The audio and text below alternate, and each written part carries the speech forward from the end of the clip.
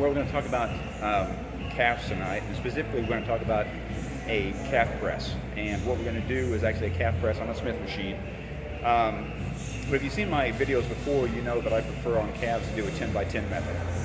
And I've done a video actually using a seated calf raise where I use a 10 by 10. And what the 10 by 10 is 10 sets, 10 reps each set, with 15 seconds rest in between. You're actually using a stopwatch or a clock and making sure you don't get the 15 seconds and then go again.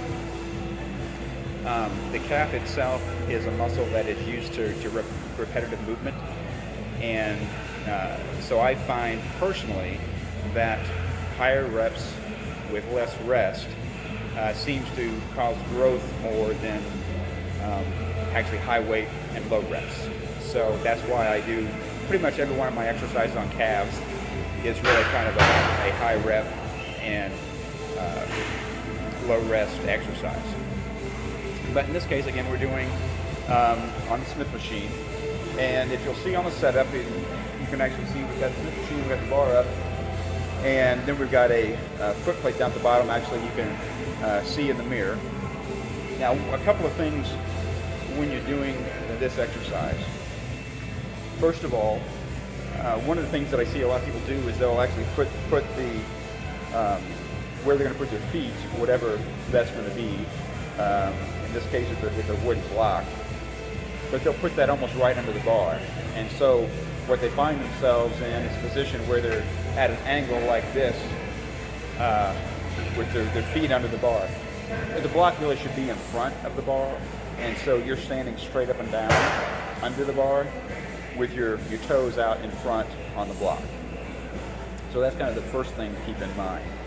The second thing to keep in mind is that to activate the calf muscle, it does better if the leg is bent. So a calf press, a seated calf raise will actually activate the muscle better than if you're standing straight-legged. So even on this type of exercise, it's better to get some bend in your leg and try to keep that bend in your leg while you're doing the motion itself. And then finally, you can move your feet to different positions, and you can affect different parts of the calf as it stands. But let's just say if we're going to be in the more or less a neutral position, what you need to do is a lot of people come up on their outside of their toes when they do the calf raise. You'll generally find it more effective if you can actually come up on your big toe.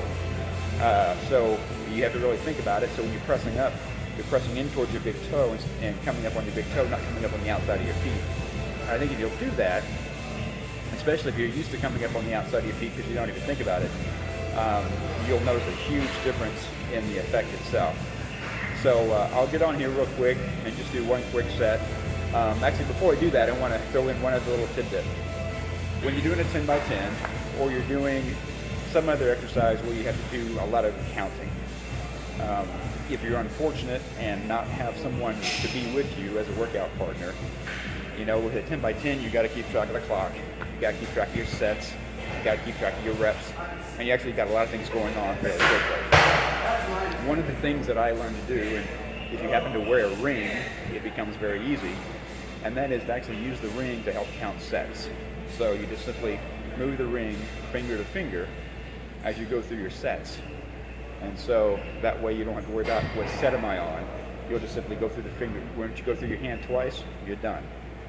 So that's just kind of a little extra tip that can go in there. But we'll go ahead now and do the calf press.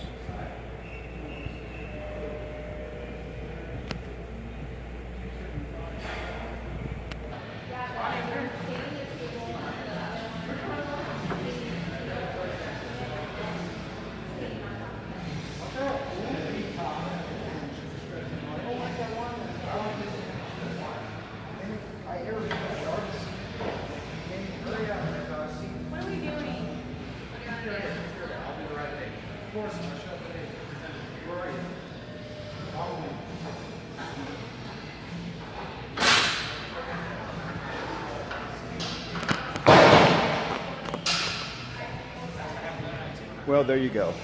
So hopefully that'll give you a little bit of better advice on a standing calf press.